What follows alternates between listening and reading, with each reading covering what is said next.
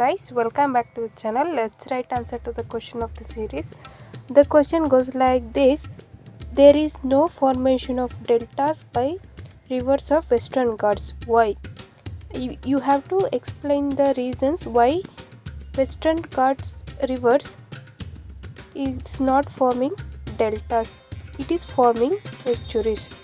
Let's write answer to this question. If you like this video, please do like, share and subscribe to my channel. It gives me more and more motivation to write answers, and also do comment